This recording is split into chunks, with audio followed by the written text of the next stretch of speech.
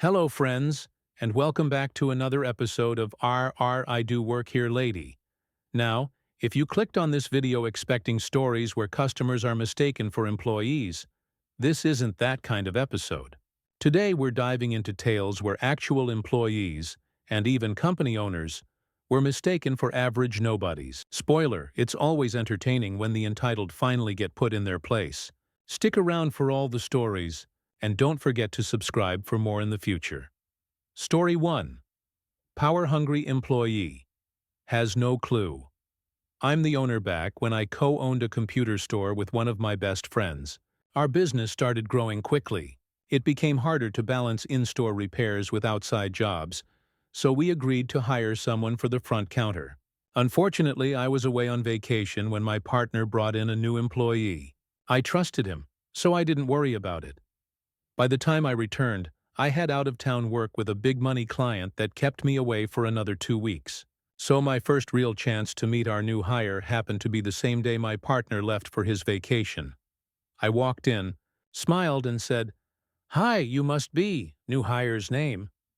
Before I could continue, she snapped, "I don't care who you are. What do you need? I don't see you with a computer."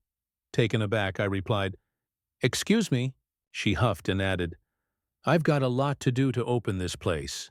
What do you need?" Trying to stay calm, I explained, "I don't think you understand who I am." She cut me off again. "Greg, the boss, is on vacation. So as far as I'm concerned, you're nobody important." "Oh, really?" That was her stance. I told her plainly, "You realize I could have you unemployed within the hour, right?" Rolling her eyes, she scoffed, "Yeah, sure. I personally know the owner. He'd never fire me," I smiled. "Funny. Let's call him right now." I pulled out my phone, rang my partner and said, "Hey, I know you just started your vacation, but we have a problem." The new hire was extremely rude when I walked in. I tried telling her who I was, but she wouldn't even listen. He sighed and said, "Hand her the phone." I passed it to her. I couldn't hear the conversation, but later my partner told me exactly what was said. He told her he was done with her holier-than-thou attitude. If she couldn't treat people respectfully, she wasn't cut out for the job. Then he dropped the hammer. He told her she'd been rude to the other owner and that she was officially fired. When she gave the phone back, I asked, "So you want me to draft the termination paperwork?" "Yeah," my partner said. "Let me know how it goes. See you in a week." I turned to her. "You get your paycheck Friday, right?" Through tears, she nodded. "Perfect. I owe you about $5 for the 30 minutes you wasted today." I typed up her termination paperwork while she bawled like a toddler. Then I handed her a $5 bill, pointed her toward the door and said, "Don't let it hit you on the way out." We never saw her again. Edit. A lot of people in the comments think this couldn't happen because they've never owned a business. That's fine. Believe what you want. Life is full of stories that sound unbelievable until you've lived them yourself. Story 2. I don't just work here. This happened about a year ago, right after I opened 2 niche hobby shops. Now this hobby is heavily male-dominated. Most of my regulars are older guys driving luxury cars. And then there's me, a heavily tattooed 30-year-old woman running the whole operation. One afternoon, a new customer walked in. Apparently, he'd been helped before by one of my male managers while I was out. I greeted him cheerfully. "Hi, how are you today?" He grunted and brushed me off. "Fine, some people like to browse alone." But the longer he looked around, the more agitated he seemed. Eventually, I asked, "Looking for anything in particular?" After an awkward pause, he barked, "Where's your manager?" Now, I've worked in retail for 15 years, so I knew what he meant. He wasn't asking for the manager. He was asking for the man in charge. I told him, "I'm the only one here today. What can I help you with?" "No," he said condescendingly. "I want the man who runs this place. I'll wait." Trying to stay professional, I replied, "Sir, I run this shop. What exactly do you need?" He glared at me. "Where's the man who helped me last weekend? I only want to deal with him." At that point, my patience was thinning. "Well, I'm the owner, and I handle all the ordering. What do you need?" He sneered. "He lets you do the ordering?" "That was it," I said. Sir, if you'd prefer to come back another time, that's fine.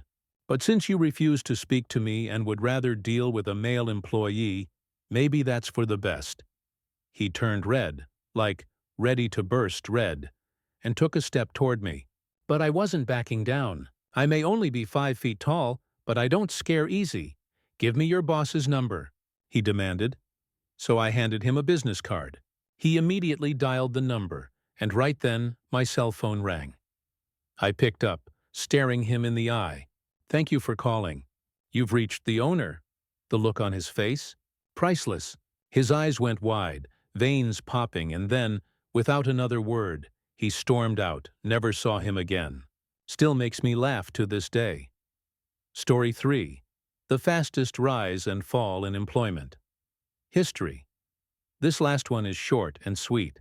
Fired before the guy even had his first shift. Over a cup of coffee, I found out about him just a couple hours ago. I can't recall the guy's name, but I do remember that many of our local staff recognized him from the neighborhood. He showed up saying that John had told him to stop by for an interview. I was the one who answered the door and brought him to the office manager. We were a family-owned business, the kind where everything was done face-to-face, not online.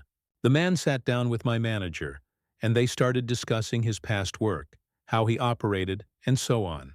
Meanwhile, I was upstairs, about 15 to 20 feet away, making a pot of coffee. I could hear their conversation clearly. He was laying it on thick, but I assumed he was just trying to impress us. Our building had 3 floors. The top one was a break room for employees, with a kitchen, shower, and several desks. The manager seemed pleased with what he heard from the guy, decided to hire him, and told him to come in the next day to meet the rest of the team. The coffee finished brewing, so I called down, offering some to the manager because I knew he'd want a cup, and I also offered the new guy one. We each poured a cup, me, the manager, and the new hire. That's when things went sideways. The guy complained about the coffee being too strong, dumped his cup in the sink, grabbed the entire pot, and poured that out too. My manager shot me a look as if to say, "Which one of us is going to strangle this guy?" You see, we ran a 24/7 operation and coffee was sacred. It was our lifeblood. Every one of us brewed it the same way, the method the office manager himself had taught me when I first started. But the new guy went on a tirade about how lighter coffee has more caffeine, how he was going to teach me the right way to do things, and how we needed to change. For the record, lighter roasts do have more caffeine, but the strength of the brew is a matter of taste. I humored him and let him brew a pot. The result looked like lemonade, pale yellow, completely transparent. He even held it up, and we could literally see through the pot. Now, I didn't care what his personal taste was. What raised red flags was his arrogant, condescending attitude. He wasn't just trying too hard anymore, he was downright obnoxious. The manager warned him that if he wanted to keep this job, he should probably stop talking. But instead, he brushed off the warning, bragging that we'd all learn a lot from him. I shot back with, "Wanna bet?" That struck a nerve. He went off on me, finally snapping, "Who the bichard are you?" My manager calmly replied, "He's the owner, which means he's your boss." I looked at my manager and added, "Half right. There's no way I want this guy working here." Then I fired him on the spot. Hired and fired in under 15 minutes. We laughed about that incident for years afterward. Story 2. I'm not a student, I'm a teacher. When I first started teaching, I was 27. It was my first official job as a teacher, though I'd done some work before. I looked younger than my age, and my style was pretty casual. Jeans with a nice blouse or a simple t-shirt. Since I was new, not everyone at the school recognized me. About a month in, during a free period, I was walking through the hallways picking up paperwork on my way to the teacher's room. That's when an older man, maybe in his 40s, stopped me with an annoyed look. "Excuse me, young lady," he said. "Where do you think you're going? Why aren't you in class?" I'm actually not a student. I'm a—" "Like hell you're not," he cut me off. "I've seen you hanging around with the older kids. Get back to class immediately." "Sir, I'm not a student, I'm a teacher." "I'm new here, so you probably—" "Stop lying," he snapped. "Report to the office right now, and I'll make sure your parents hear about this. Don't think I won't be checking for you in detention tomorrow. I went to the office since I needed to drop off paperwork anyway. My colleagues noticed my expression and asked what happened. I told them, I just got sent here because apparently I was skipping class. Also, could one of you call my parents? I'm expected in detention tomorrow. They burst out laughing on the spot. Sure enough, the next day they actually sent me to detention, just to mess with him. I brought grading work with me, and when the same man saw me sitting there, he looked smug, like he'd caught me red-handed.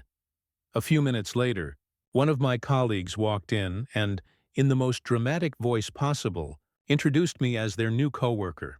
You should have seen the man's face. It was priceless. After that, for some reason, he never sat at my table during lunch. Hey friends, I hope you enjoyed these stories. If you missed the last episode of I Do Work Here Lady, don't worry, I've got you covered. See you in the next one, and don't forget to subscribe if you haven't already.